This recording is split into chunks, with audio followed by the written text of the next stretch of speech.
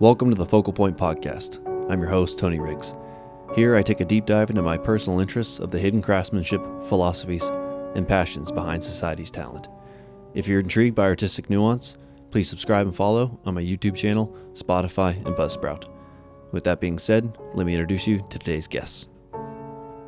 Yeah, welcome to the podcast. I appreciate you coming on. What was it called? That's a Happy feature to film. be.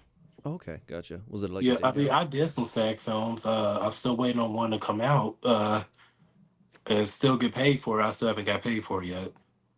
I've always But I found it mean, interesting, like how the payment system works, because it's never because I know SAG has their own like expectations for how that works. Does the payment system for jobs that you get go through SAG and then they pay you, or is it more uh, direct? this is how it works. Because I did a commercial modeling, which was SAG, back in February. So they um they have a set plan of what would take place each day, and they would base it off of that day on how much you get paid and the time you put in. Mm, So when they pay you, some SAG jobs they will pay you like that same week. okay, I mean, if you're going through an agent, they may pay you. It could be a month to 7 months. I really, mean, that far? yeah, but I booked Who's This Lottery commercial. I still get paid for that because it's a residual commercial. Okay. So I still get paid for that. How hard are residual uh gigs hard to come by? Are those kind of rare? Are they standard, or does it just depend on the project that you do? Um, really depends on the project, but usually they are rare because don't no one really want to pay anyone. So this one would just happen to be I landed this one based off of the commercial modeling I did in Jasper, Indiana. Okay. So I was able to land this one like I want to say it's like 3 days later. I mean, because last February, which this February coming up, there's a lot of stuff going on as well. It's a lot of modeling going on that will take place, but it's not local in February. So February is the hardest sacrifices. Mm, I mean, every okay. February gets hectic for me. Every February and every October. And yeah, I will be talking to you about October as well. Okay. All right. Yeah, but Yeah. residual jobs they're rare. They are hard to come by because I thought the Ohio one was going to be good, but she just said keep submitting, and I just went to Indiana and just booked that one within 3 days. 3 days. Mm, okay. Well, congratulations. Thank you, I know I'm gonna get this wrong. How do you pronounce your name? Mario. It's just spelled Mario. different. Okay, gotcha. It's So just it's spelled like different. gotcha. Okay. Well, Mario, welcome to the podcast. We're recording. I remember I met you actually. I met you at this networking event that was hosted by Winterfilm. I think maybe a month and a Ago. half ish ago, something like that. Um, Yeah, it was in November, I think. Yeah, yeah, it's like the early part of November. yeah. I remember how cold it was because I had to ride my motorcycle there, and Yeah, I was very bundled up. I had like 4 layers of sweatpants underneath, and yeah, by the time I was sitting around the camp or like the little heat lamps or whatever they call them, I was just burning up. And then yeah. but it was nice to meet you, and then I got a little bit more acquainted, and you shared some of your work, and I thought it'd be interesting to bring you on and just see what you're about. So just take a second to introduce yourself, what you do, Okay. and how you got started. Okay. My name's Mario Ruffin, 26. I got started like I had this dream and vision when I was 5 years old. I wanted to start then, but of course, I had parents that wanted different things at the time. So, I, of course, had to go through the dreams of seeing inspirations that just made me step up my game a little bit more. So then, as I got 20 years old, I took the first workshop. You know Steve Franca, that's his name. I've heard the name. Yeah, of course. I wasn't very experienced, and yes, he's very cutthroat at the time. So I did two classes with him, and then I got sent to Cheryl Couch, who passed away back in August of last year. Okay. Yeah, R.I.P. She is my favorite. Loved her. But I worked with her all the way up to the year 24. Yeah, the year she passed away, all the way up to that year. Okay. Because we did some auditions together. Yes, got caught up with the wrong person outside of her. So was dealing with scammers. Okay, so just a little bit of context. What were these people's roles in your label? Were they like mentors or like teachers or Yeah, trainers? mentors. Okay, all right. Mentors. And then it was yeah, Cheryl Couch. But Steve Franca was yeah, he's an acting coach. And then yeah, I forgot to mention the part I worked with an actor from the Halloween Rob Zombie film. I Okay. worked with that actor too. He played the kid Michael Myers. I Mm, became good friends with him actually. Like we talk every here and there. We text. He asked me how things are going. He's excited. He remembered when I first started. okay. And you've done now you've done acting on theater and now starting to do a lot more film related things. Yeah, But I also it seems started like with theater. okay, you I started started with with theater. Native Son was the first one.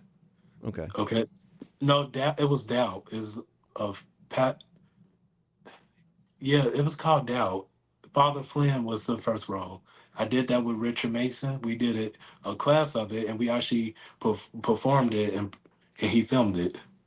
Okay. All right. So And it was. Then I went straight into. It was another feature film that happened, but I got stood up. The guy don't know what he did with it. Okay, so well, then yeah, that's especially when. with a lot of projects early on and indie projects, is that you just don't know who's serious about what they're doing or not It, because they talk a big game, especially if you're getting a lot of uh, sources from like Facebook, which is where a lot of people start out on, and I've talked to a yeah, lot of other actors that I know, and if they don't have like a large resume, that you can go and look at, and it's just a gamble, and you hope yeah, that it's you're just a dealing with a gamble. really person with integrity. I really stopped using Facebook to book gigs Mm, because of stuff like that. So I see people post it and like the Indiana boys. Like I work with them on that Rise Above the Rim film, and they're just funny acting. It's hard to get in touch with them. Of course, they're not paying no one to do it.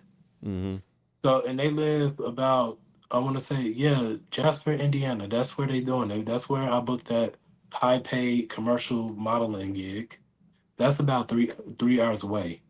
You got to go through Louisville, Kentucky to get mm, there. So they calling for extras for their film. I just didn't do it. I didn't submit to it okay. because like I just didn't think that'd be worth it.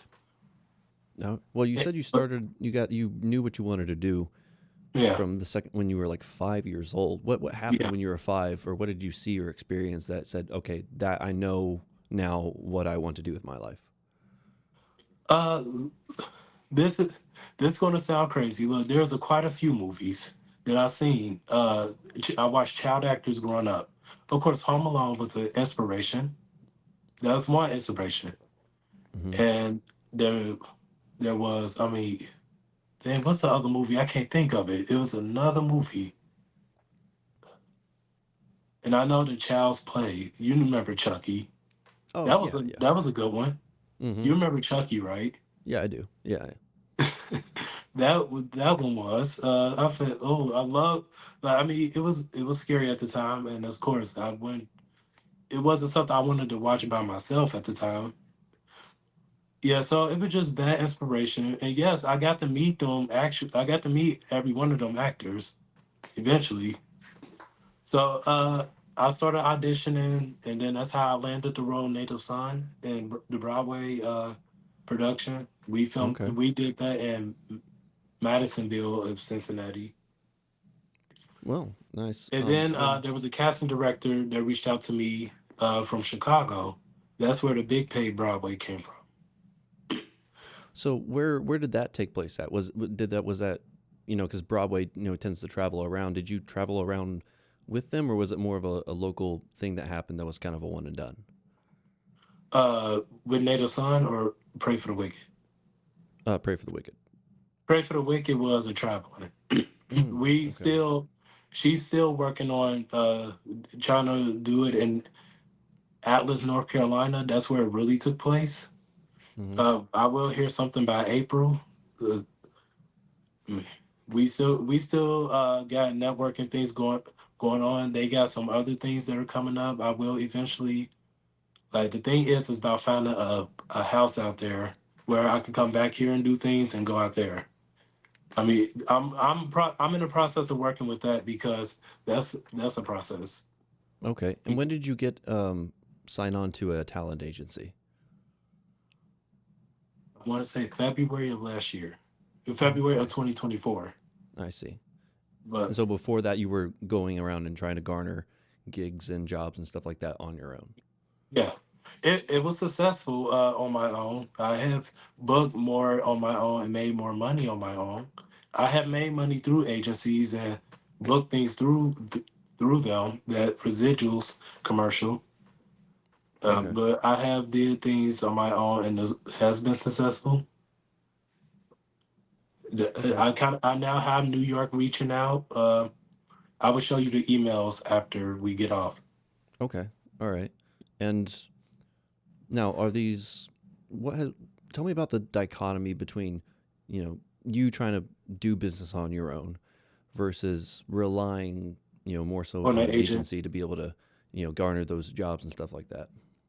Okay. Do you On regret, my like, own. I mean, obviously, when you sign on to a talent, you're like, okay, maybe I get less jobs, but the jobs will be better. They'll be, higher paying. They'll be get a little bit more recognition, and or at Yeah. least you'll have a sustainable, like at the very least, a middle class like actor Uh-huh. income and stuff like that. Because that's where most actors are nowadays. Going to the top of the cream of the crop. That's a it's a pipeline dream that you can only hope that eventually works out if you work hard enough for. But a lot of actors, they end up at in the middle class range, but they do make a living off of it.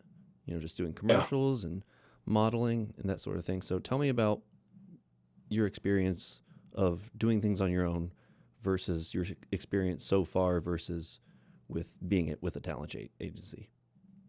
Okay, doing business on my own because traveling a lot. So I just kind of have networked with people and I have put myself out there. A lot of people love my look, and there are some that don't though, because we all have those that like our look and we have those who don't like our looks. Mm. So based off of that, doing business on my own, like I've had more success. I mean, I had a lot more bookings than on my own because I built this networking team and I reach out and I go to events. And because just like with that film, I did that, that, I mean, I did that for Patrick and Mike's benefit. I went and then they told me, oh, if we have future things, please come out. We would love to have you in our movie, our next movie that's coming. Mm-hmm. So it's kind of like one of those things. Like, and then there was another Broadway thing that happened. It didn't work out because of it being so far away and trying to make sacrifices. It just wasn't gonna work. I see. He just said that, oh, he would be a great fit. He has that look. But he went with the other person because it was gonna be a lot of wear and tear and stuff. But they were going to pay really good for it, and it was going to, but it was just so far away. Right. It and because I put myself through the Chicago one, it was gonna be hard to do that a second time. So so really doing things on my own, I just like got to go farther out and just go to those bigger marketings to where they accept my talent and look and resume. And so with the agent, agents are very last minute, like mainly around, especially around this area. I have agents in different marketings. It's just that the traveling sometimes can be much. Mm-hmm. Yeah. So when it comes to having an agent around here, yes, day job is hard, and it gets frustrating. You do these auditions, and sometimes you hear back, sometimes you don't. But I've been more on the hearing back side versus not hearing back. So Okay. Why do you think that is? Maybe they see something I'm not seeing, You're just or like, it's my look. That's it. yeah, a lot of people say that it's my look, but I have had one person that didn't like it, Okay. Well, I and I mean, dealt with if that. you've got a high hit rate with people liking the way you look, I mean, I'd say that's a pretty good deal. Yeah, but I had one person that didn't, and he's very specific about everything. Like he want cast a blonde to even dye her hair brunette. He said if you don't look like that, you can't be on here. And he got people that even have the look, but he would go specifically off their age, saying you're not this age, so I'm not going to cast you even if you have the look. And Okay. then it would be something stereotypical like I could see you playing a runway model who murders divas. Okay, I mean, like Right. he Yeah. said something like that. I said, you know what, it's a done deal. I don't care to work for him. He doesn't pay that much, and he doesn't, and he just that cutthroat. Like he books people that's like have a 1930s, 40s, 50s look. Okay. I Gotcha. said, look, I'm not looking for that anyways. Do you feel like you can end up getting stereotyped a lot? Ma- Really, just that one time mainly, Okay, just but one time. Uh, I mean, I don't know if someone does it behind my back. At least they haven't said anything to me specifically, but that one person has. Okay. Well, maybe there's more dicks. They're just polite about it. Who knows? Yeah. But I have a resume to show that person. I said I book more than I said. So what do you want everybody to be clean cut?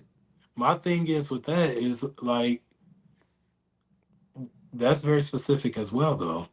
Mm-hmm. Like not everybody is gonna want a male with just clean cut. Like that's too. That start everybody started off that way. Okay. Like having that diverse and standing out, like because people think my look is unique and it stands out, and because I had another agent that told me, "Oh, you have a really great look," but they had too many people with my look, so I had to go find a different agent. I see. Okay. Yeah, Well, there's definitely two things that I really would like to talk about today. Is one, your craft of acting, the theater versus film, because those are two very different styles of being able to yeah, portray and communicate a performance, and then also the modeling side, because that is one that I'm actually much more ignorant about. And I didn't know how large of a need that there was actually for actors and talent just to do commercial and modeling for that specifically. yeah. That seems to be like a lot of bread and butter when you don't have that main gig going on, Mhm. just to be able to like go do this for a day or two, a few Yeah, times a month, just to be able to keep things lucrative. But yeah. But modeling, sometimes when modeling is more organized than acting is a lot of times.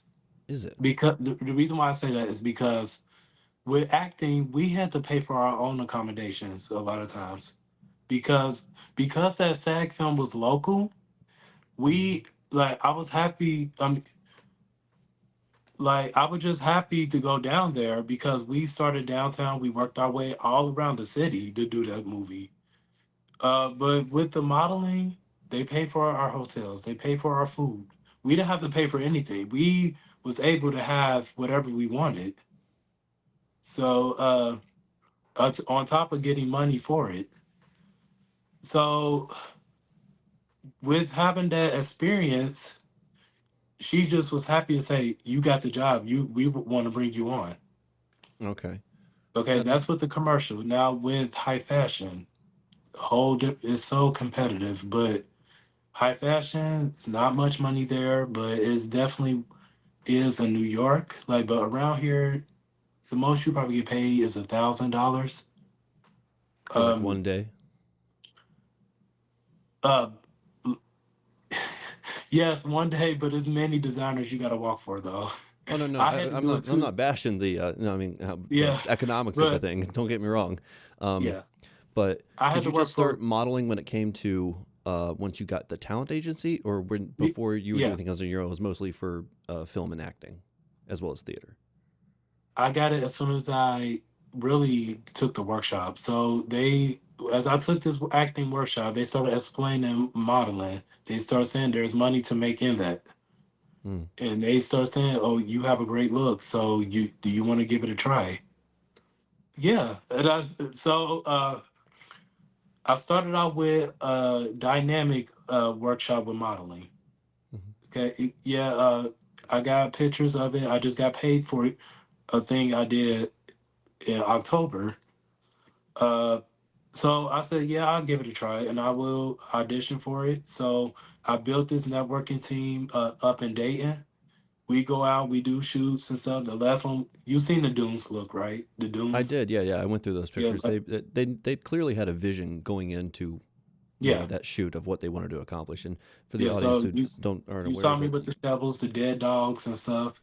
Yeah. mm-hmm. Yep, yep. Okay, so we built that whole networking team.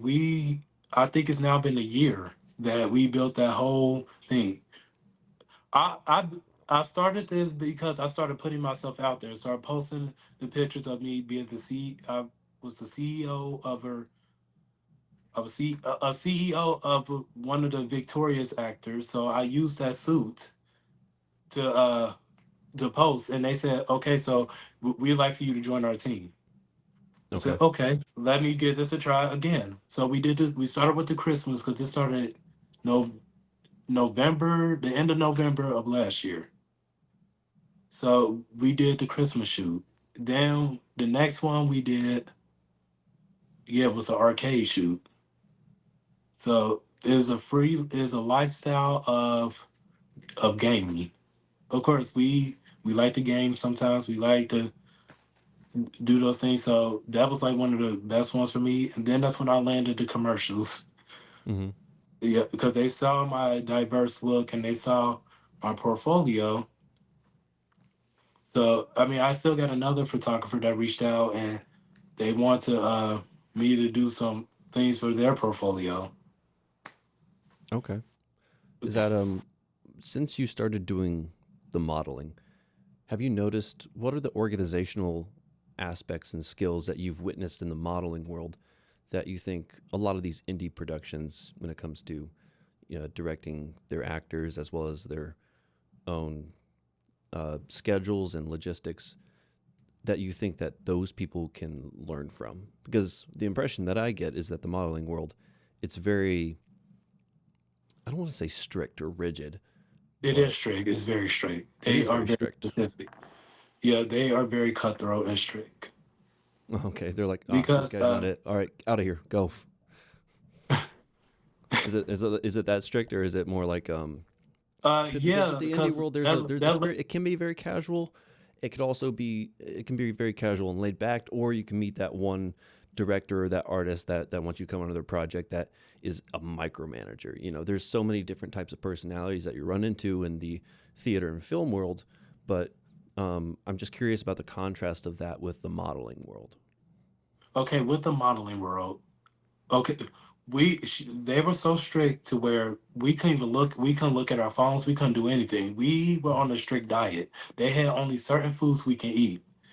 We couldn't eat certain things. Like if we going to do the runway, we got to cut back on our carbs and sugar things. Like we have a specific diet we have to follow up until that runway. So that's why you see we look like stick figures in that summer shoot. Mm-hmm. Because we can't. We just stay on vegetables. That is definitely a strict eating thing. But what we wear and stuff, they're very specific about the color. If they don't want things too dark and they don't want it super bright either. Like when I did that jean outfit, the streetwear, they said they want a dark blue, and I had to go pick the jacket out because, of course, we got the discounts for the clothes because we if we model for something, we get discounts on clothes sometimes if it depends on the season. Okay. Okay, so I was able to get that jacket, so they gave it to me for I want to say 10.99. That was really that's really $100 jacket. So I had to get that specific color because I gave them the clear instructions on I have to have this for the streetwear. I have to have this because they presenting this jewelry. Like yeah, I had to model for this jewelry as well. Mm-hmm. That's how I was able to get that. So they give us discounts for those things. And when they're very specific, yeah, you have to follow that or you can't walk the runway or you can't appear in that commercial modeling Okay. because they have specific aspects on what they want us to bring. Yeah, Katie sent us a message saying, bring this, bring that. So yeah, strict. What does your talent agency expect from you in order to maintain your appearances and being able to just be presentable in general for potential gigs and prospecting clients? And I ask this question because I'm curious about what the demands are from you on personally on your end, like off hours of when you're not working. Okay, so for the talent agency sake, we present ourselves and walk in that likeness of the model of the actor. We because their expectations like we can't do like certain. If they catch us doing certain things, they may drop us. If we like, okay, we abusing drugs or something, they find out they will drop you. If you like around this marketing because it's a start mainly, Mm-hmm. they are like I'm gonna say they more laid back in this marketing Okay. versus if y'all go to New York or Los Angeles, that's when that's when they land it down. Like you can't do this, you can't do that. We can't have you doing this. Um, like you audition for a role and stuff. They if they don't think it's a good fit, they'll tell you not to take the role. They would tell you to. Yeah, I did the liquor commercial. Los Angeles hosted that, Mm-hmm. so they thought I was a great fit. They liked everything about me. It paid really good. So their expectations are certain things we just not allowed to do, especially out there. Okay. Yep.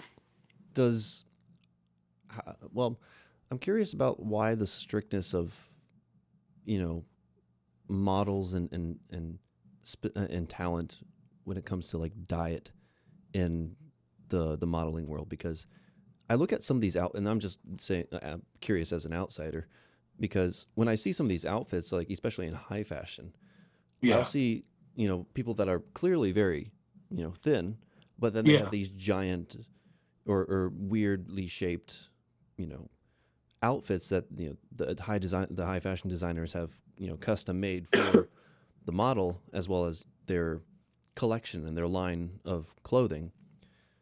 Why if why is such amount of strictness if it's just going to end if you as the model except for maybe your face is going to get covered up in a specific way? Is it just to be able to have a blank template to be able to do whatever they want with essentially Yeah. or It's like that because they want the talent to be able to fit all the clothes. So they I know they have these baggy outfits and then they have the outfits that cover our faces. And yes, we are forced to wear makeup. We regardless if you need it or not, we are forced to wear it because they made me wear that. They made all of us put that on. We had to wear the makeup, different colors of it mm, because their vision is like they want it to fade as much as they want to as their visionary art because they have a specific vision. So they literally drew this. They literally took a class on this. They drew their vision. They put it on paper and then they showed us what they wanted to look like. And so they with us doing that, we have to wear makeup. We have to have a certain body for it. A certain That's why when you go and apply for a modeling agency, they ask for instinct. They ask for all these things. So because they have their vision of how it would fit, the size they would have. I mean, I wear a medium, so I was a perfect size for everything. mm, Because I work for like four different designers that weekend. It was just a whole high fashion weekend. That fashion week was yeah, it was the early part of August. So okay that was the summer wear, streetwear. and it was modeling their suits. What has been the most surprising thing about the modeling world that once you got into it, that you think a lot of other people that who aren't into it, that are outsiders like me, just don't understand when it comes to the work getting put in to it? See, yeah, that's the part I want to cover. High fashion, for it not to pay so much, is very competitive. Mm. Okay, so high fashion, they want stick figures almost, and they want. It, it is hard to understand at first because I would even try to understand it. Like they want this, they want that look. I can give them that, and they said, "Come on, we want to see you do it."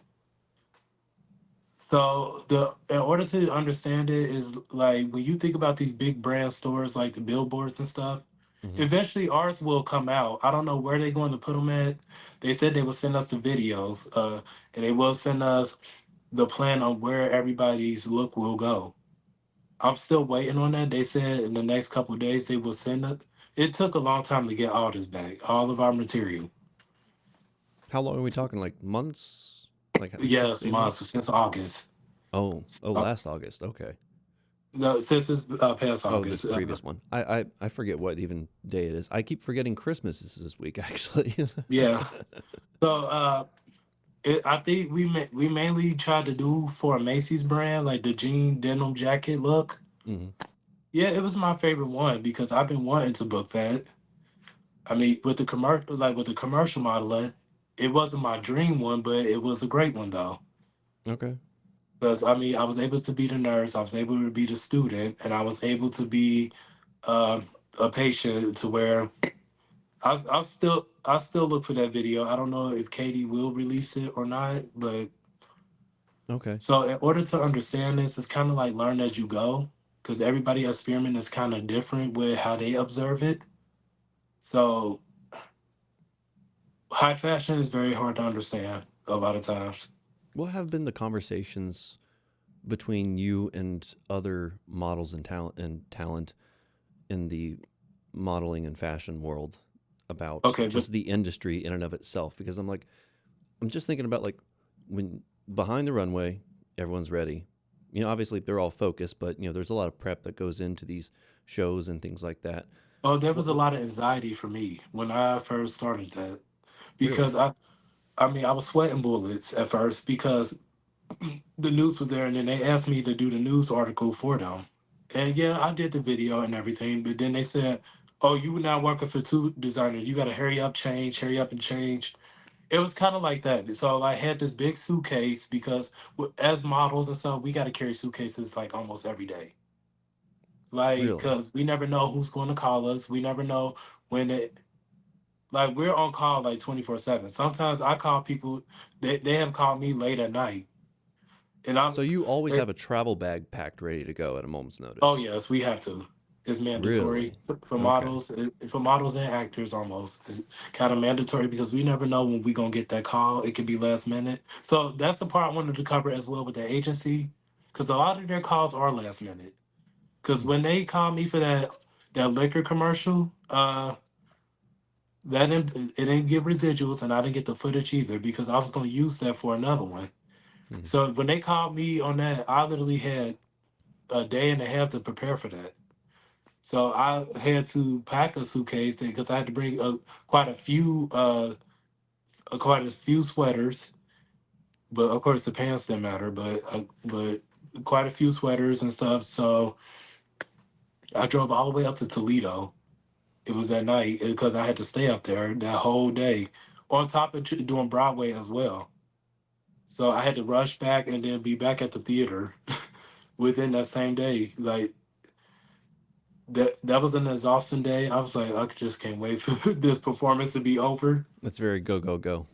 Yes, go go go. So that's kind of so yes, we gotta have a bag handy for those reasons. I always keep clothes washed and suitcases ready at all times.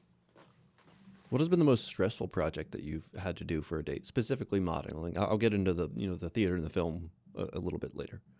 Uh, so modeling, okay. The most stressful one was the one on the Saturday one. There's the Darius Bloom one. I would This say last you one that you more, did? huh? The very last one that you did. Yeah, where I had to be the Sun Moon Goddess and Blue Wave Merman. Yeah, that was the last I one I love did. how eccentric the fashion world is. It seems very eccentric to me. Yeah, and the thing about the second day one, that one was stressful because I forgot my jewelry that day, but I was able to make use of something. But the thing was, there was no makeup artist there. We had to bring our own and do our own. So if it was messed up, it was messed up. Mm-hmm. So because we were forced to wear, I had to wear the makeup because the Sun Moon Goddess King, he had to wear makeup. I just had an hour to look at this whole vision and had to literally paint myself to be that. So that's how Really? So stressful they that didn't was. have something pre-planned for you to No, that do? for They this just one, said, "Hey, you come here, do it for us, and you're gonna like it." yeah, that one was like that. But the first one, we did a photo shoot to promote it. So they kind of, but the stressful thing was they changed our outfits like. They every time we saw them and every time we met up, they changed the outfits. I started off with a red and black outfit. Mm-hmm. Then I went to the gray and light blue outfit. Then they just threw me with the dark blue outfit, jean outfit. They sent me what they wanted, their vision, and I said, okay, I only have a day to figure this out, so let me go figure this out. So I was able to get the boots completely for sale, and I was able to get the jacket at a lower price. I said, so this worked out in my favor. So I show up, and then they gave me all these beads and stuff to put on the outfit. Mm-hmm. So I'm like, okay. Then I had to do the man bun because they wanted that too. Okay. And you got like Yes. long. You got some hair. You got to figure out what to do with in the first place. Yeah. So it was that reason. Uh, and they said then that's when then I had to work for another designer, which he's from Cambodian. Like he's out of the country. They came on a boat. They brought their outfits and they said, "Okay, we want you walking for us too. Your look is everything." I'm like, "Okay, I can do this." Hmm. I'm like, then there was another one that wanted it. I said, "We only allowed to walk for two people uh, because it was going to be too much to walk for three." Right. And then they Right. wanted this all black outfit. I'm like, is that really going to show? So I had to turn one of them down, which I don't like to do it, but a person can only deal with so much at one time, and Right. especially with all this happening in one day. And Mm-hmm. then the next day was another one to where I had to forcibly bring my own makeup, had to forcibly do my own hair. I had to do things I didn't know how to do. I would like it. It was that stressful to where we all just put all the models. We just put our heads together and we just made it happen. Is this Have you was heard this of? experience more like a one-off scenario that you Yeah, just were surprised that it was organized or unorganized rather than this way? Because what you described to me earlier is like typically they tend to be very organized, and you do this, show up on this date, yada yada. yeah. But it seems The like first this one one was was very organized. very in a rush. So Yeah, the first one was organized, but they kept changing our outfits. That's the only thing that wasn't organized. They kept switching our visions on what they wanted us to wear. And now with the second one, they had everything planned on what we wanted to wear: the gold blazer, the blue merman. Uh, but we didn't have no artists or nothing there, so we were just left on our own to do everything. But we had to work for Victoria. Have you ever heard of Hot Top Models, Victoria? no, I haven't. I'll explain it to you more after we get off. Okay. Okay, yeah. So she came from Hot Top Models, and she had this vision. She forgot to bring the male clothes, so we had to make it stretch for her. So she appeared in our show. We did the sunflower look as well. Like, yeah, of course you know Ariana Grande, right? Yeah, yeah. Yeah, I'm not that much in a box. yeah. Okay. So, of course, it was kind of like the vision of how she did hers. We kind of like reflect off of that. I mean, I shared it not too long ago, so I'm like, yes, we are rocking this sunflower look. So I mean, I met some of the you remember that Nickelodeon show Victorious? Yeah. Oh, yeah. Yeah. Okay. If that's what you're Yeah, referring to, Victoria then yeah, Justice. yeah, yeah. I met some of them, and they do the fashion as well. Like Avin Joga, he does it in Vancouver. My passport got lost, so I couldn't make it to that show. I had to cancel that one Oh, that's a because shame. I was going to. My plan was to go to Vancouver to do their fashion week.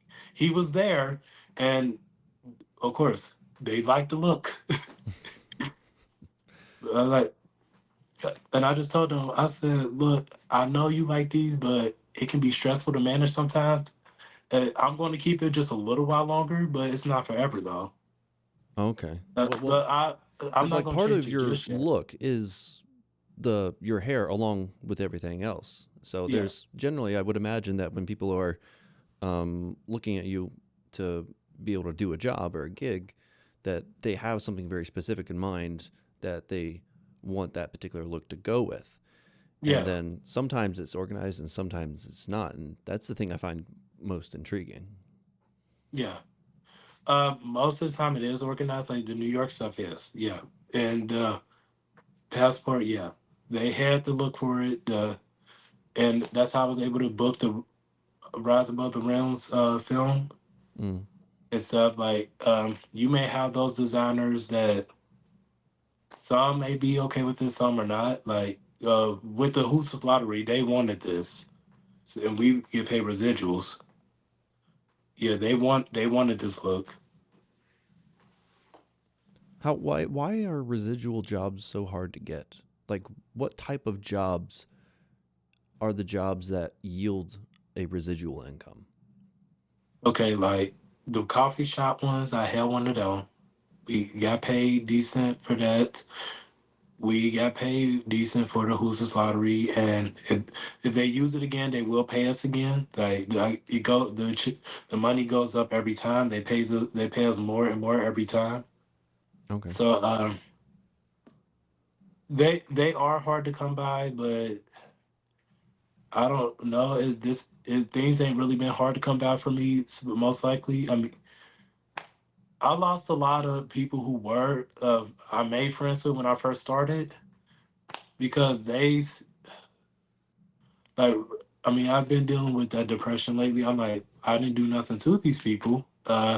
Hmm. They just seen me book jobs that they didn't book, and Oh, like some so jealousy elements going on. yeah, that has happened, and it so I kind of just been like, okay, that happened. Because there's another film I'm working on that starts in January in St. Louis. I I just auditioned for that, and they just called me back and said I had to part. Oh, congratulations. What kind of role is it? That's it's called The Price You Pay. Is Kenny? He's a boy. He's a lost boy. He don't know what he wants. He's attracted to this girl, but also trying to please a guy. I think something he's doing. Okay. I literally like. I mean, we just doing verbs and warm ups to warm up to those characters. Cause Okay. look, that's the first time I ever played a character like that. I play an autistic boy. I mean, he loved his cousin until she left. She left him with his narcissist mother after the baby came up missing, and like that's a suspense thriller Broadway production I did. And I play a guy. He lost his dreams. I mean, he went into doing drugs and stuff because he started off as a painter. Mm. So I put the vision in him as him being a painter and stuff. I posted them pictures not too long ago. The director had me take him down because he stood us up on a movie. He's still talking about it will come out eventually. We trying to talk about after Christmas. We're going to make announcements. Okay. So then it was that one, and of course I played lawyers, gang members, and yeah, gamblers. Played them as well. What's your So now process for getting into the headspace of a character? huh? What's your process for getting into the headspace of a particular character? Okay, my secret is in building this character because uh My personal secret is that like I use a word that will go with a sentence that a character is speaking. So I use Okay. like a verb, an action word. So like if it's something like, okay, listen, I'm not a kid. I know what I'm doing. I'm a grown man. I would use that. I would use chide for that. Mm, Like I'm expressing my disapproval of how you're judging me. I see. Yeah. So I would use a verb to do that. What So is the that's how most I get in that character's head to build that character. Of course, because there's no perfect way to do it. Like the next actor, they could be nice about it. Me, I decided to be a jerk about it because it came across as you're judging me the wrong way. I see. So Yeah. there's a lot of you approach it from a side of not necessarily like reverse engineering this grand way that a character's thinking. It's more from an emotional intelligence perspective Yeah. of what they're feeling in that moment. Uh, Is that something that you've always done, or is that something that you have found that works better for you in recent times?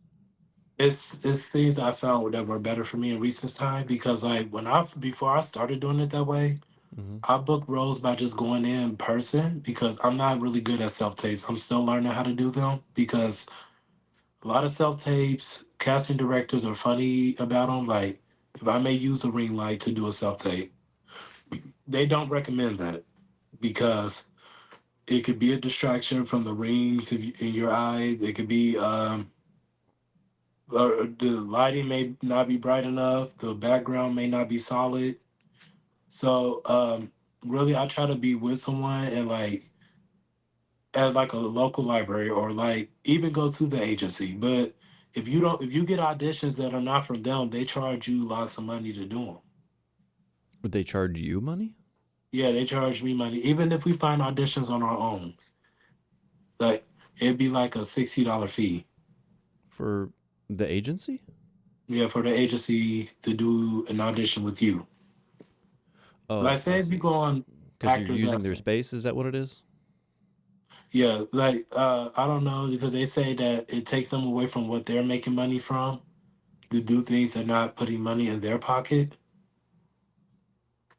I mean, you see, it goes both ways. You can see both sides. Yeah, yeah. I can. It's like at one point because there are agencies and that I've heard stories about. Especially not just randomly on the internet, but from people that I've actually talked to, that a big chunk of their income are agencies making money off of their talent trying to pursue jobs. And those agencies are, I don't want to say scams, but their business model is, you know what I'm trying to say. Their business model is not mainly on getting good talent and then finding those jobs. A large Yeah, chunk of their business model is basically just trying to get money out of their talent without the jobs, just them trying to pursue it. And to me, I don't understand why some agencies go that route. Maybe they fall on like hard times or something like that, and especially with the COVID bubble, when that yeah. happened and a lot of work didn't. So like, tell me about that. Okay, yeah. So now let's talk about the scam part. I Mm. started with, I mean, I went through John Casablanca. Like we were paying like $130 a month. The whole workshop was $3,000. Okay, it wasn't really a training. Everything was online. Like I don't really think you could teach an acting class online. I wouldn't think so. Right. I mean, there's nobody here. I'm acting off of a camera of in front of myself. We all we did was we read monologues. We didn't even read. Uh, we didn't read dialogue that even give us to have a reaction, action reaction. We didn't do any of those warm ups. We just read two monologues, practice the runway walks, learned them, and that was it. So and then we talked about makeup. Then we talked about the suitcase, and then we talked about ha- carrying that. So it was just one of those things. And then after that, I went to a so-called talent manager called Daphne Matthews of Lure Entertainment.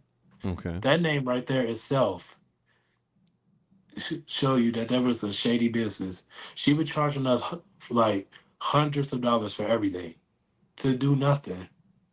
Her workshop was online, $621. On top of trying to Jeez. charge $130 for a demo reel that she just cut videos we sent her.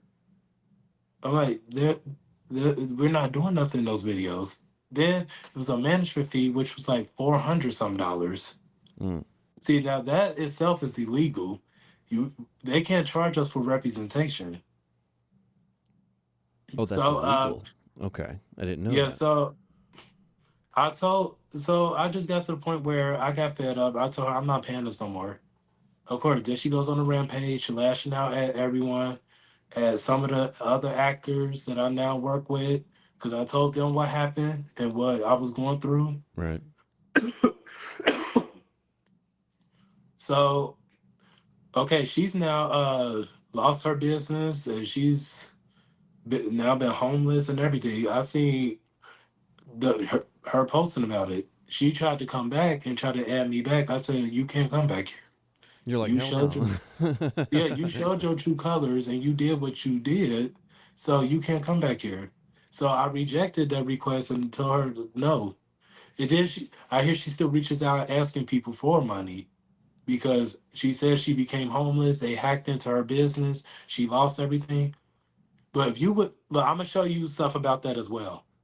I'm That gonna show doesn't you seem them. like that's not a professional person. That's just somebody Yeah, who's yeah. She yeah. was That's her a name. that's a scammer. That is just a Yeah, scammer. Daphne Matthews of Lure Entertainment.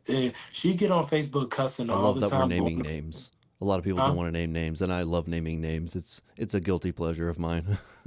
You gotta, yeah, gotta save the next. You gotta save the next ones. Yeah, I don't exactly. want to see no one go through that. Like we work too hard to, especially like we work too hard, and as much as I put myself through with the sleeping in my car, going to hostels and stuff. Sometimes I would drive so late to a point I pull over to a gas station and take a nap. That's how much traveling I do. Mm. And staying in hostels and stuff because I lived in a hostel because I was because it wasn't local. I said I can't keep doing this back and forth. So I stayed in hostels. They let me do it for free. So if you really booked a job, like an acting job that's kind of far from you, you just go to the local hostel and they will just let you stay there. Give them the understanding of what's going on. They had my clear understanding, so they just let me stay there.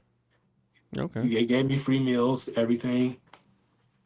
Yeah, because actors go through hell in order to be able to try to make their career work. They do a lot of different odd jobs, a lot of different roles, and especially in the Yeah, beginning, roles that you don't even necessarily want to take. But it's better to be a practicing actor than to try to be a really picky one.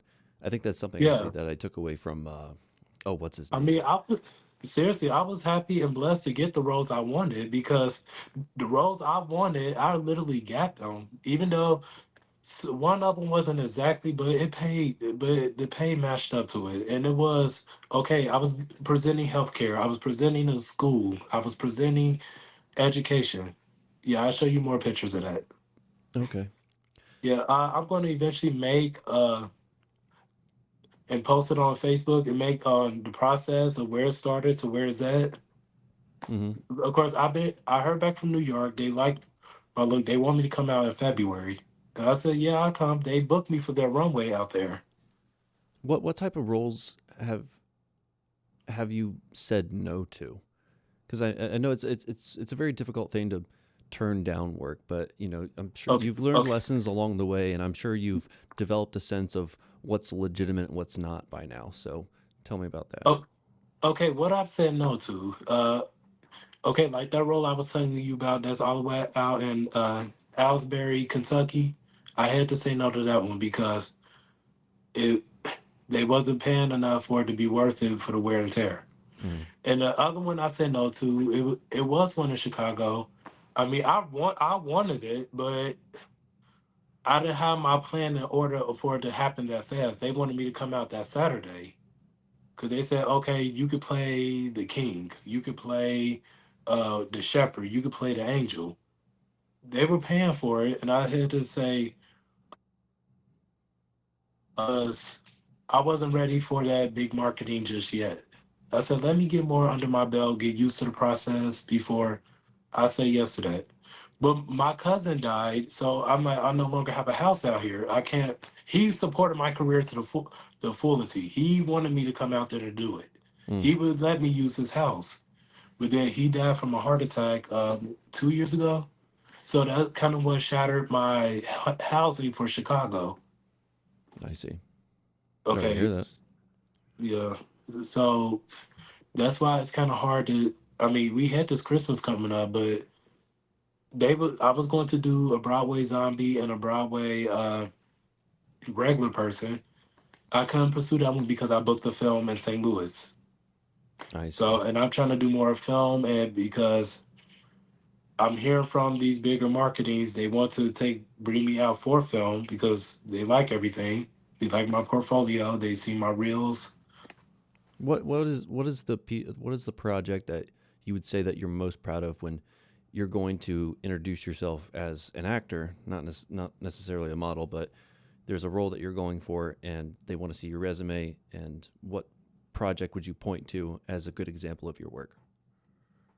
Um, I would definitely say. I mean, I worked hard on Rise Above the Realms, but it's not out. I definitely say that's one of them. And I would go back to Pray for the Wicked. It would be two of them, those two, for Okay. the show Broadway and film, and a Salem. Because did I tell you about that movie? These are I the think I think people. you briefly mentioned it. Yeah, and tell me Oh, when you go into it. Tell me about the roles that what the roles were that you played in them. okay, I played a homeless guy in that one, but they made them homeless people dirty, which I didn't. But it all made sense because they had me doing things on the set to where I could stand out. Because even though they couldn't give me speaking lines because that's a SAG movie and they have everything in their certain order, Mm-hmm. like they couldn't just run it as an unprofessional organization. But they wanted to. They wanted to give me more things, but they gave me to where I could run around, interact with the main characters and stuff. They got nervous of my character. These people came from Hollywood. They worked on, the series that they come out that is now coming out, the Monster series. And you got Dahmer, Eddie Gein. Then you have another one that came out. Oh yeah, yeah, yeah. I know what you're talking about. Yep. Yeah, they were the ones I was working with on that movie, and but yeah, we hung out after set. We talked about our careers a little bit more, so I was able to interact with them and actually socialize with them. Yeah, and they follow me now on Instagram, and I'm able to network with them. So they like what I did. They like the performance. Mm-hmm. So I will look to that one as well because uh, even though I didn't have lines, they liked what I did. They said, "I like the idea you did this." They didn't even tell me. They just liked the idea that I was able to act without words, and Well, they I mean, was very impressed. They was impressed with this, so I will look at that one as well. one of the best things an actor can learn to do is to be able to maintain, not just establish, but maintain presence on screen when even when they have no dialogue. And this is something that even a lot of actors who do get dialogue also have to work on, Yes, they because do. you got to figure out what I do with my hands, where am I looking, what's my attitude during that thing. It's a very implicit performance Okay, when you got like to do as a that. as a Broadway actor, like okay, so for me to be noticed on stage, like okay, we can't just do this. We can't just do this like because you know how the camera will catch us every day.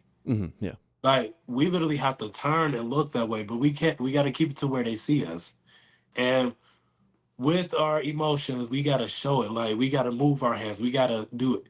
Like versus on film, you can tell what somebody's thinking about just looking in their eyes.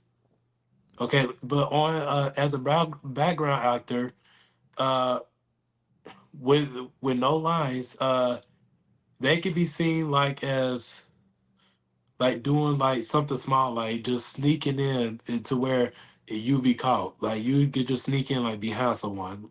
That's Hmm. kind of what I did. I kind of like just sneaked in like behind them, and they saw me and they got afraid, and it's like, oh, like they were surprised about what I brought because they said be they literally let us be creative.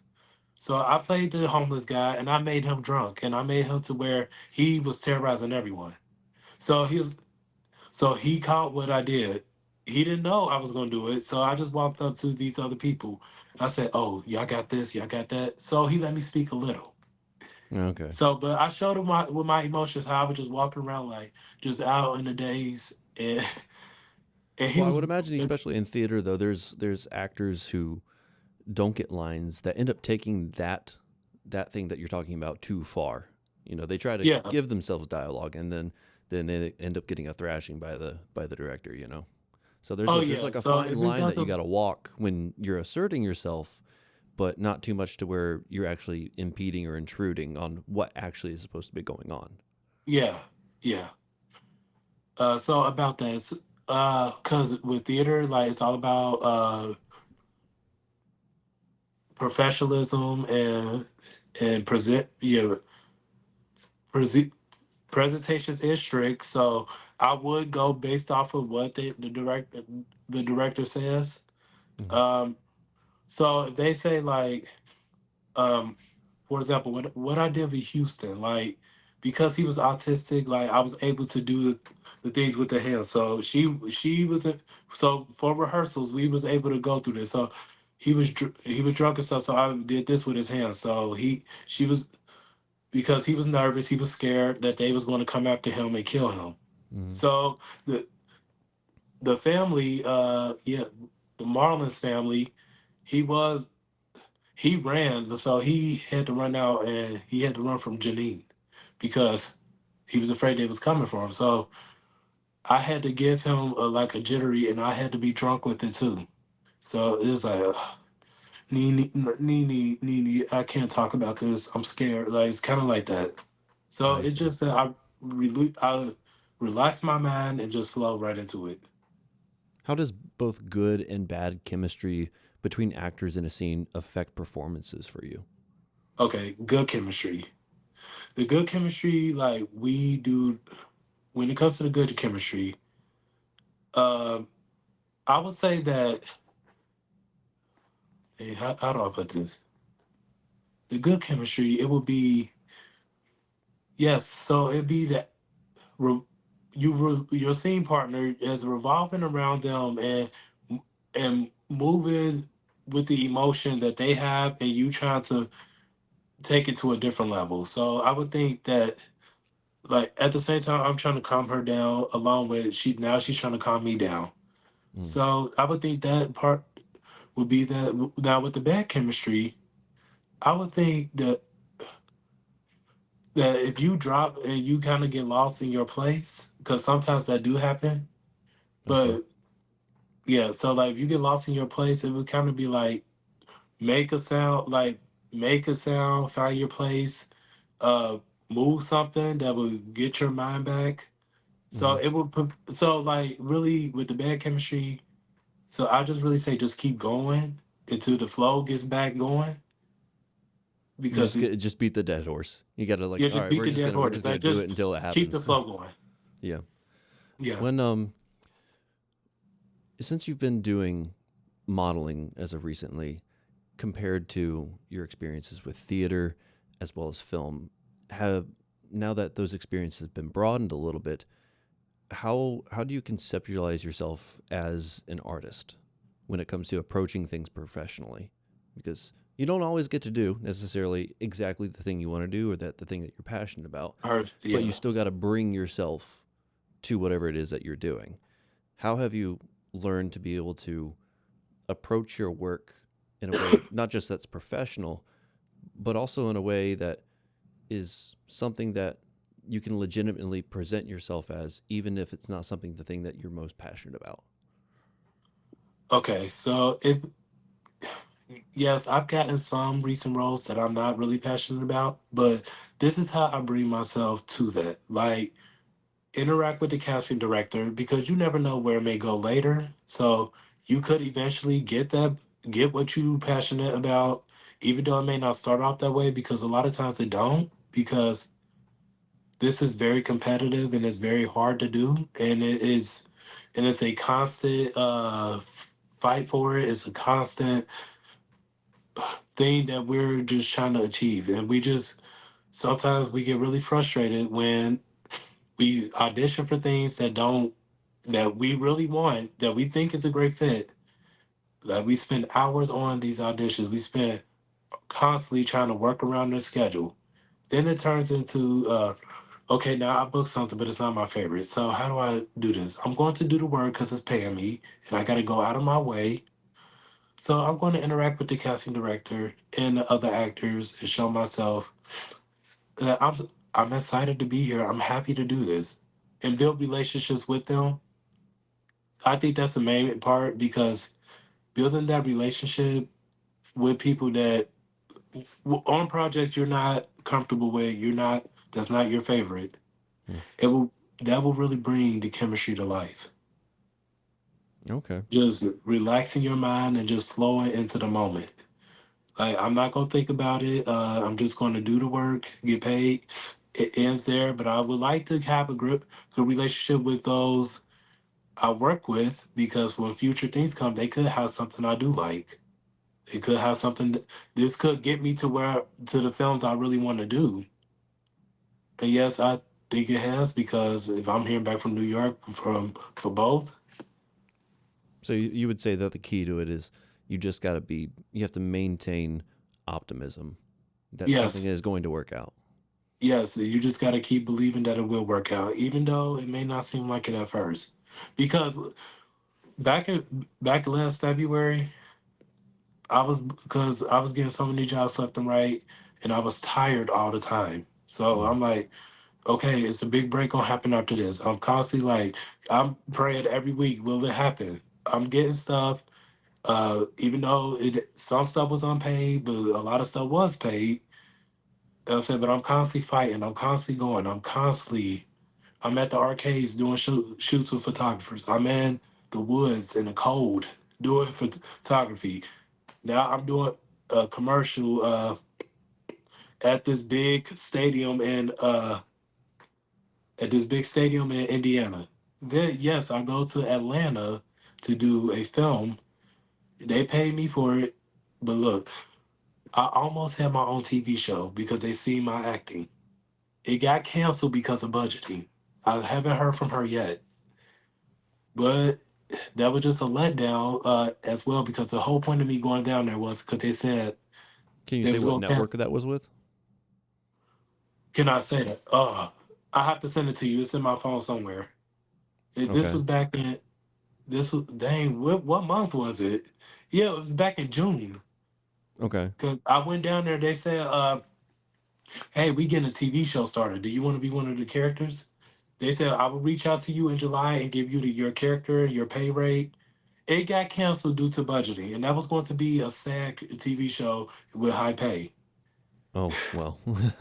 I was a little, I wouldn't say, I was a little suspicious. And then you said it was SAG related. And I'm like, oh, okay. That's Oh because no, I'm the not doing consistent, union I mean, TV it's a one time shows. thing if you do a movie, and then you're getting paid for a little bit of a time. But if you're having this TV show where you're getting paid very, very frequently, that's kind of the dream for an actor.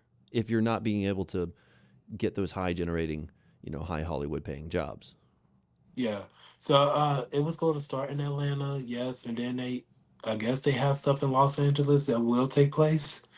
Uh, I did hear back from some people in Los Angeles. He wants to meet with me sometime in January.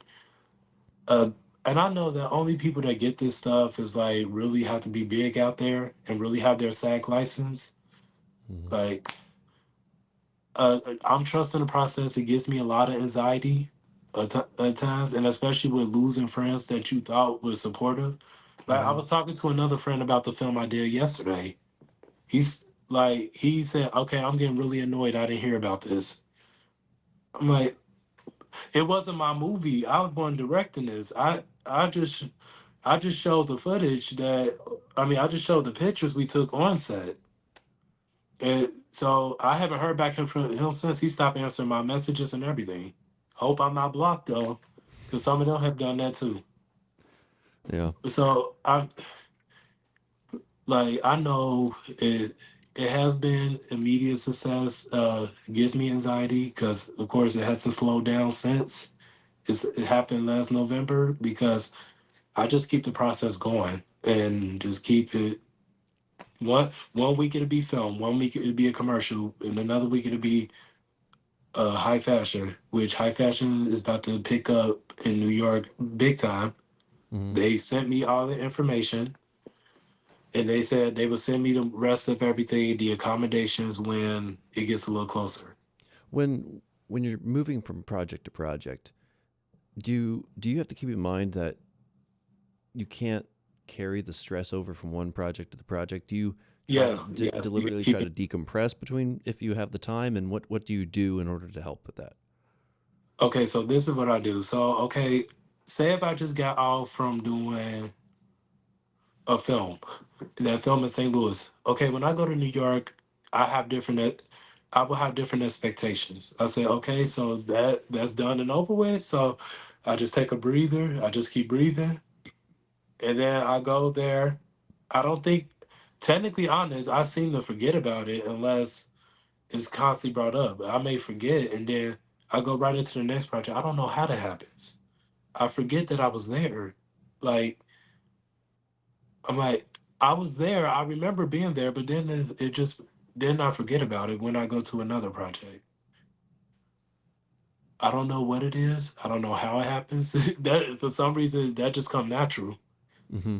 I mean, I I know talked to you one probably guy. think I'm crazy. Like, No, I this talked to is one guy. He's just like, dude, I just smoke a big blunt.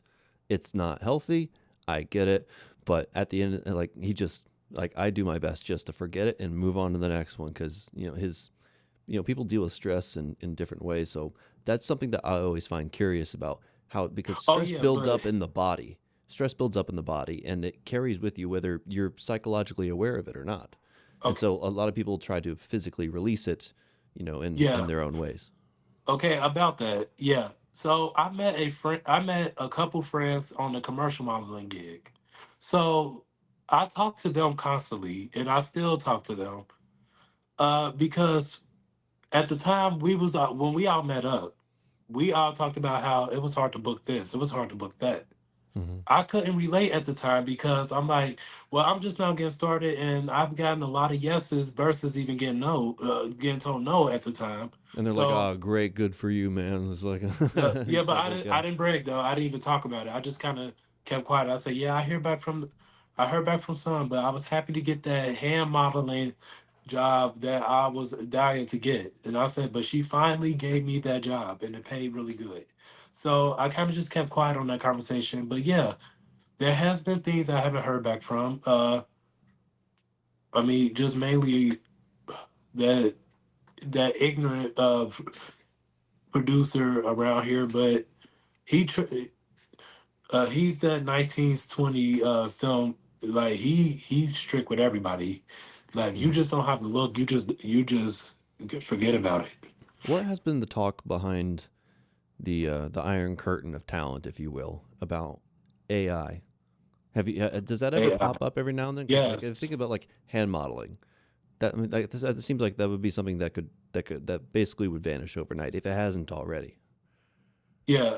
If it hasn't already, but they still casting for it. So I just got submitted to one on Backstage. So AI.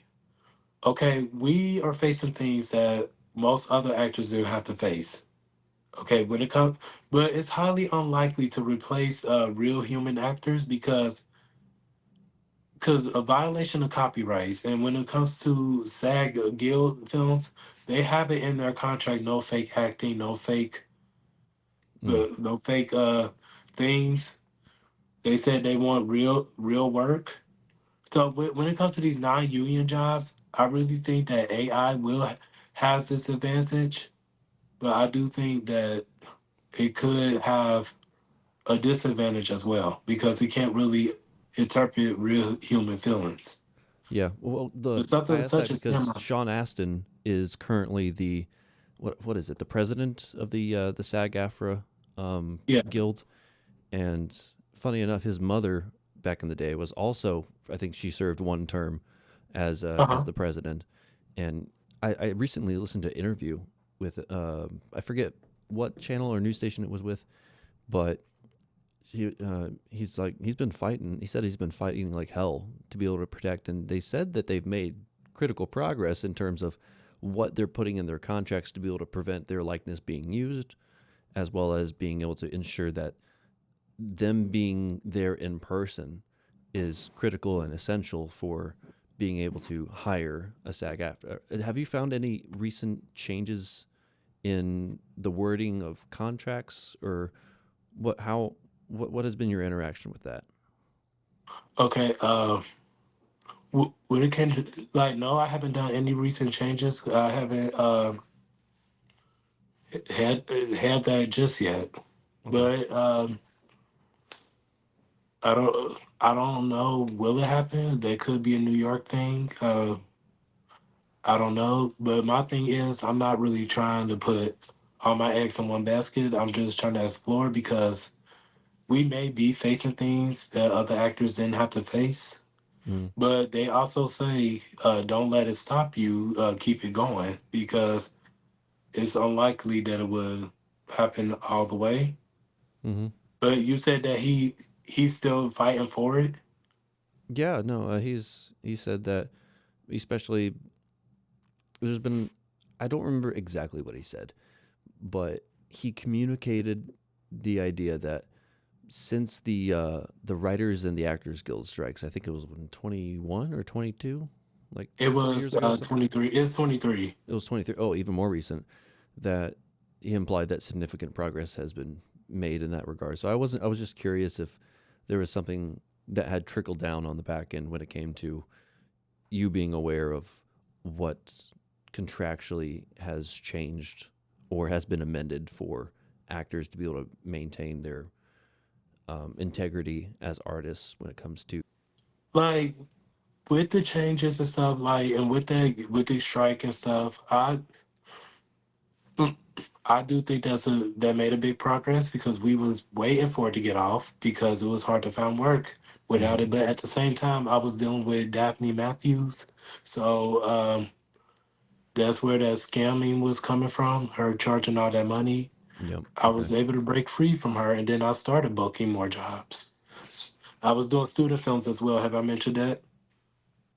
Not yet, no, but I think Y- you did recall it in our previous chats. Yeah, I've done student films as well, along with stage. Okay. It's just that building that up to that potential and networking. So, what would be your advice to actors trying to break into the industry now? Because right now, a lot of things are kind of up in the air, and there's a lot of people that are just wondering where to get started. Because, like you said, with your experiences, there are people who will scam you. You don't know whether or not they're legitimate. What would be your advice to newbies when it comes to avoiding those red flags that you've encountered in the past? Okay, my best advice would be I got a lot of them, but number one is to like literally look for people who are actually doing this, like film directors. I know that's kind of hard because you don't know how to look at first, and Mm-hmm. especially living in Cincinnati because it's not really talked about because it's not really happening here. I mean, it's very slow around here, so I would think that like yes, first seek an agent and stuff. Like figure out who go look at reviews of the places first. Okay. And if you can read, if is the same amount of bad reviews as long as good reviews, because sometimes I've seen people go on her page and lie and say that this is the best person to work with. This is the best thing They're that bots. happened. Yeah. So, but they go on her page and lie just because she literally was DMing people saying, "Can you go write a review on my wall?" Mm, Like basically asking them, like if people really talked about how they really felt and what they really experienced or heard, it wouldn't be good. okay. There's BBB pages. Yes, look for those too. The BBB page, What's that? BBB page. the bureau, they one second. Look it up. Um, I I just forgot that Bureau of quick. Bad Boys. Yeah, Better Business Bureau. Oh, Better Business Bureau. Okay. Yeah. Yeah, so look at those as well, and along with going to looking on the looking on the website and looking at their stars and ratings. Also, really try to look and call them and ask them what the expectations are, because a lot of times they won't say. They will be quick. And the red flag, and another red flag, ignore. Do not be quick to sign a contract. Like if somebody quick to offer a contract, red flag. Somebody constantly breaking on their business and have nothing to show for it, red flag. Mm. With someone bashing other people just to make themselves look good, red flag. I dealt with photographers like that, and I dealt with that talent manager that was like that. And the thing is, they don't have re people that are coming back to them. Like it's a green card when you have clients that comes back, but it's a red flag when you work with someone and you never see them again. Mm. Right. And it's also a red flag when they brag on their business. Okay, but I haven't seen no one famous or no one who made it big come through there. There's a lot of people who try to inflate their own reputation. Yes, inflate their own reputation, saying things like, I could get you booked for these Atlanta shows, I could get you booked in Los Angeles. When people talk like that, listen, believe it when you see it. Don't sign no contract, have them show you proof. The first thing I will say is, I don't believe you. I need to see something. Okay. Well, So, go ahead. so those are the things to not ignore. Just because somebody's a smooth talker and stuff and a quick, fast talker, like really actually listen to what they're saying and don't believe anything they tell you until you actually see it for yourself. Okay. Wise words from Mario. Yeah. I've been through it. Yeah. I mean, I didn't expect, honestly, to hear how many horror stories that you've had. I mean, I've heard horror stories before, and there was actually one time uh, at the event that I met you at, Yeah, that I ran into you at. I had an extended conversation with Patrick Johnson about a certain director slash producer that is a bit notorious in the Columbus and Cincinnati area, I guess. I don't know. But I don't think anything would probably beat that story that I heard. But for you, it seems like a lot of the red flags were kind of like death by a thousand cuts, essentially. A lot of little, yeah. and those things, if you don't pluck them early enough, could ruin not necessarily ruin your career, but it could ruin your passion for pursuing what you love to do. It almost did. Like I literally got to the point where I just got annoyed every time she would reach out. Like she would constantly reach out, constantly asking for money. Then she kept moving the due dates on when it was due, kept moving it to it being closer. And I just got to the point where I said, "Listen, I'm done with this. I'm not paying this anymore." So the last day, like this was February of last year, Hmm. and she started bragging on, "Oh, I did this. I cut an audition. I cut that." Look, you're not supposed to charge money to even submit an audition. If an agent is charging you money to submit an audition, that's a red flag and to run. If Mm. a manager is doing that because they're supposed to be networking and building you up and getting you in front of those people. We didn't have no meetings. We didn't have anything. All she kept doing is meeting with us about and sending us scripts to run lines. We sent her videos. She'll watch them sometimes, and then we ask her about them. She has an attitude. It's just that like she was just making excuses that she was being shady, and somebody and one of her other clients reached out to me and said, "Do you think we're paying her bills? We're not seeing nothing for this money." Hmm. And somebody else wrote better business bureau page about her as well, saying the same thing. She was charging them more, like $442 every 2 weeks. Oh, jeez. And she literally wrote that page and How said, many clients "Oh, does she have? It sounds like this one was raking it in. when I first started with her, she's had about 20. Oh, Okay, now she don't have any because the I karma hope came she back saved some of again. that scam money because she's not getting it anymore. Yeah, so her business been shut down, and she's now working at. She says she's now at a White Castles in Covington. She's homeless and stuff. But look, when you do people wrong and stuff, it's hard to feel sorry for you. Mm-hmm. Like I mean, karma's I a was, bitch. yeah. I told, I knew it. I said I knew it was gonna come back on her. Like now she's homeless. She can't. She has nothing. She Mm-hmm. lost everything because you didn't get that by your hands. You stole from your clients. Yeah. And then she just drop you on the spot because you say you're not paying anymore. She said, "Okay, I'm done. You're dropped." Then she block you on social media. Then she come back with some nasty email talking trash about you, threatening to sue you for the contract. Look, you gonna be sued for this contract because you did what you're doing is unfair practices. And the Mm-hmm. skill and the Screen Guild, I even contacted them and told them what happened. And they said that was a red flag and that was not of us. And that was not did they said we're gonna mark that down so she don't come up. Okay. Well, I mean, it sounds like the what's the saying? The chickens had come home to roost, as it Yeah. were. Haven't heard that one before, but yeah, sound good. Yeah, that's it's a Midwest thing. You know, we got a lot of cornfields, so we make a lot of references to you know plants, animals, and farms. That's what we've got here. Would you also post this video? Say what? Would you also post this video? This video? Yeah, I posted on YouTube. Okay, yeah. Can't Yeah, wait to yeah, see it. yeah. This one I should probably. I think this one is set to come out next week. That's probably Yeah. what it is. But Mario, I just want to say thanks for coming on. It was great getting to know you and to talk to you and hear your horror stories as well as what you're passionate about. The horror Yeah. stories, those were fun. Those, Yeah. I mean, they're not fun for you, obviously, but they're fun for me to listen to because I didn't have to go through it. Right. Do you have any final thoughts you want to leave with the audience?